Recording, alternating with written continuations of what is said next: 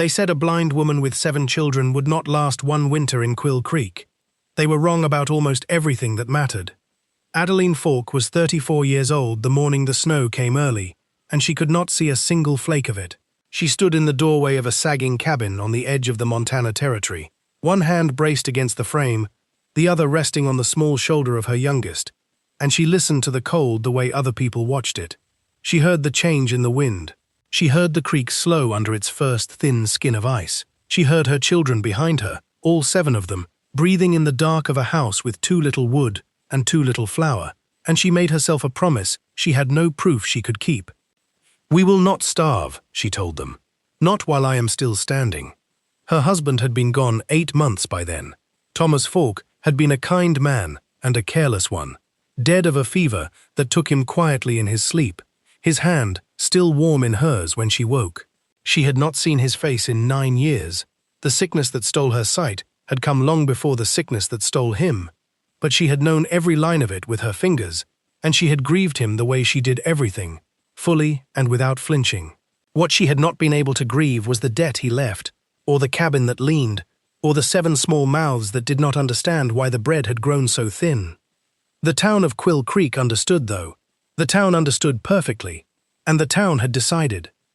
"You should write to your people back east," the storekeeper's wife had told her, not unkindly, the last time Adeline came in trading her late husband's good boots for a sack of meal. "A blind widow can't work a claim.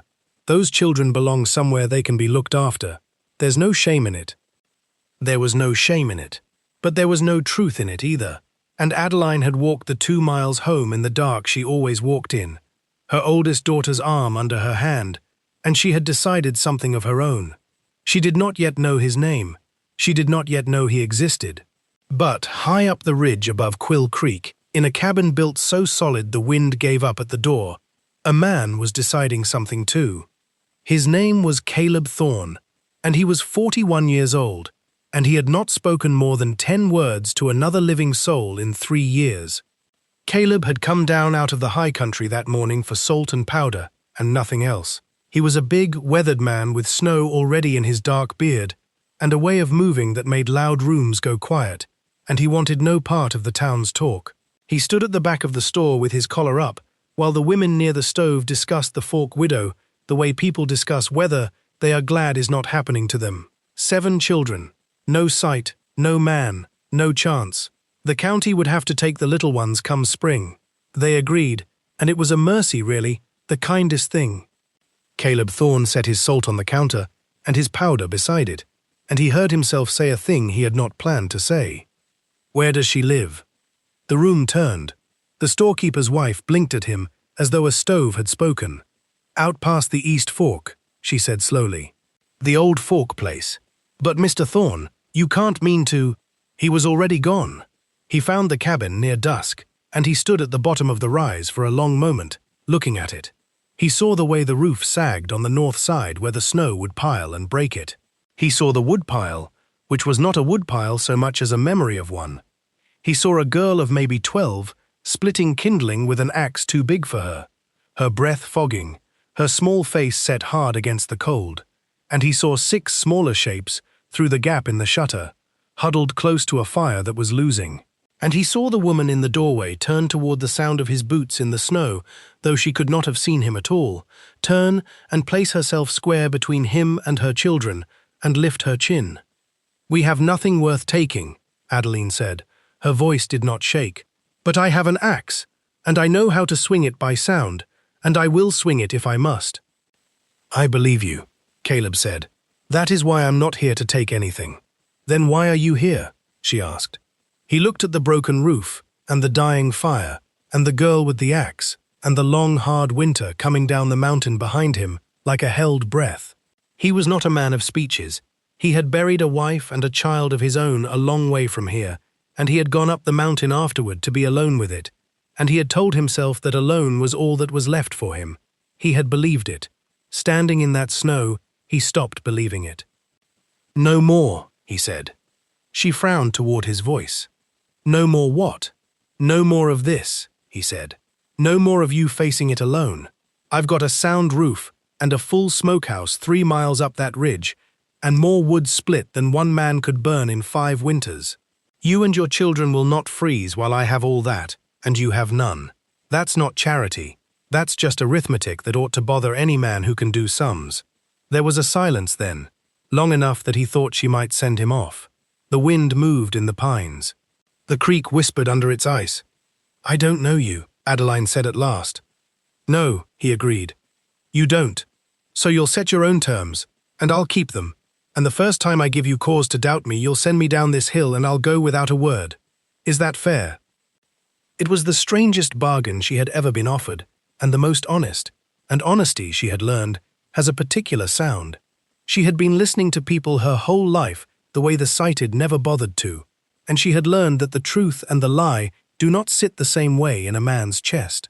This man's words sat plain and square, with nothing tucked behind them. "You'll sleep in the barn," she said. "My oldest, Maren, keeps a knife and she does not miss." "I'd think less of her if she didn't," Caleb said. And that was how it began. He did not move them up the ridge. He understood, without being told, that a woman does not surrender the last roof her husband raised on the say-so of a stranger. So instead he came down. He came down every morning before light, and he mended the north side of the roof board by board until it would hold a mountain of snow and never feel it. He felled and split and stacked wood until the pile stood taller than the 12-year-old who had been killing herself at the chore, and he taught that girl, Maren, eyes like her mother's, will like her mother's, to swing an axe so it did the work instead of her shoulders. He brought venison down from his smokehouse and a milk cow he'd had no real use for, and he never once came empty-handed and never once made a show of his hands being full. And he learned the children. There were 7, and he learned them the way you learn a new country, slowly and with respect. There was Maren at 12, the fierce one, the one who had been mother to the rest since her father died. There was Eli at 10, quiet, always watching the door. The twins, Susanna and Pearl, 7 years old and joined at the hip, who decided after exactly 4 days that Caleb Thorne was the most fascinating creature ever to walk the earth. There was Job at 5, who followed the big man everywhere, on legs too short to keep up, until Caleb simply started carrying him. There was little Tom at 3, and there was the baby, Grace, not yet a year, who would not settle for anyone, until the night the fever came through, and Caleb walked her for 6 hours in the dark, while her mother slept the first whole sleep she'd had in months, and the baby finally went quiet against his chest. One small fist closed around his beard. "You should have woke me," Adeline said in the grey morning, finding him still standing there, the child asleep, the fire built high. "You needed the sleep more than I needed the rest," he said. "And I had nowhere to be." She came across the room toward the sound of his voice, sure-footed in her own house, and she stood close, and she lifted one hand and laid it for just a moment against the side of his face, the way she had learned faces all her life. Her fingers found the snow in his beard, and the deep lines the mountain had cut around his eyes, and the warmth under all of it.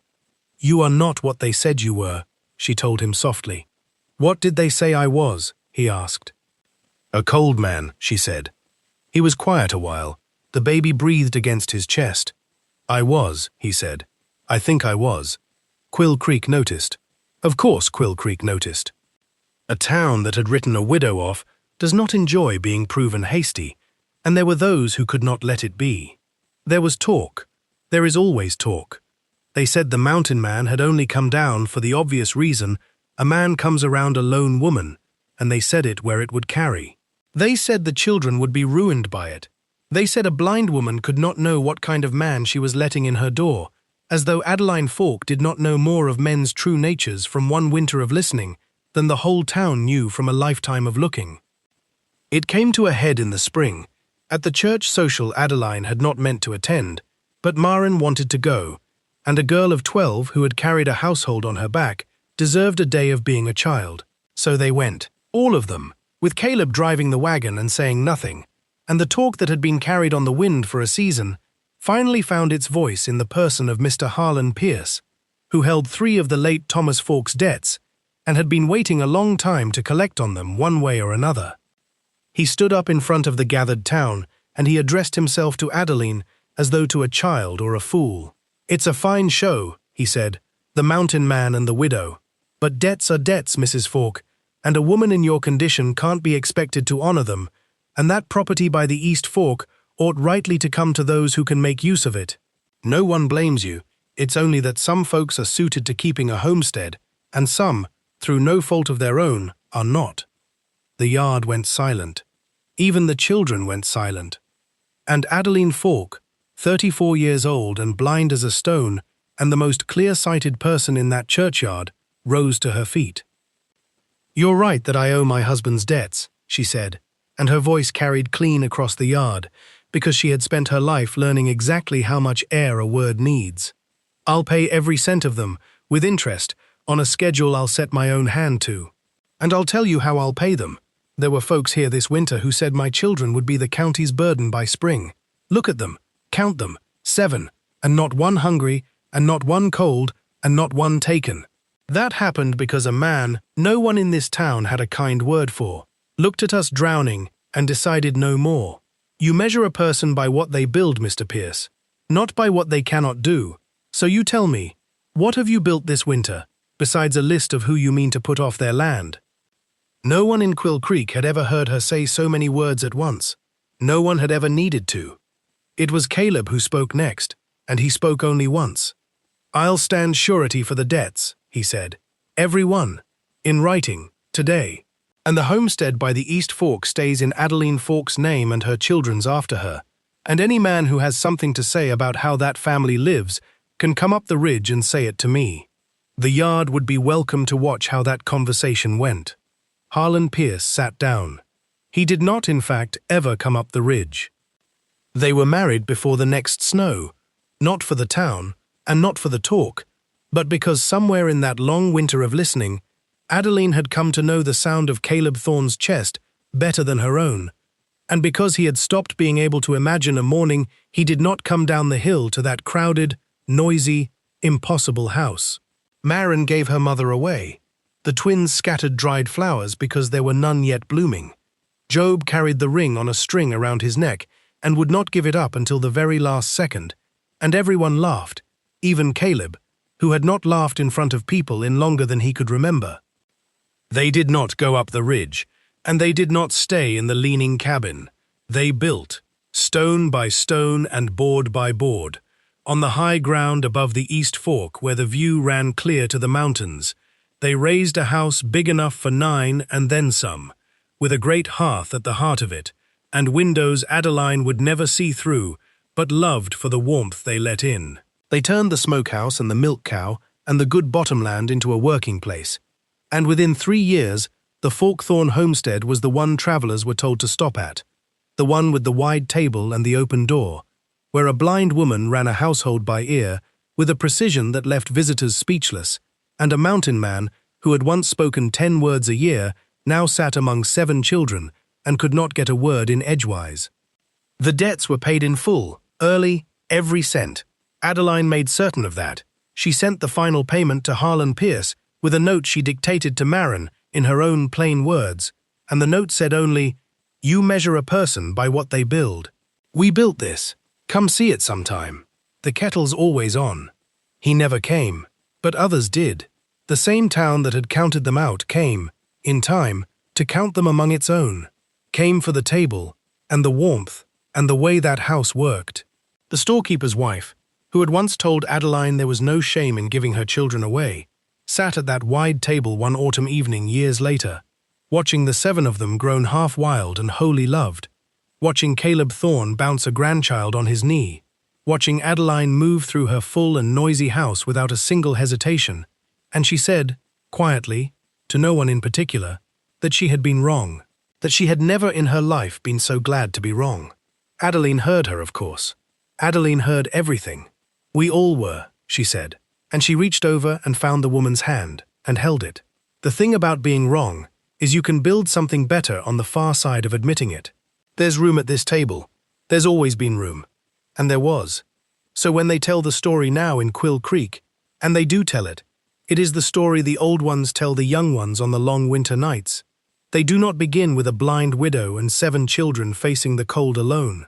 They have learned better than that. They begin with a man on a ridge and a woman in a doorway. each of them certain they were meant to face the rest of life by themselves, and each of them wrong, in the most fortunate way a person can be wrong. They say, a blind woman with 7 children would not last 1 winter in Quill Creek. She lasted 40, and every doubter who lived long enough to see it came, at last, to the table, and was fed, and was forgiven, and was glad.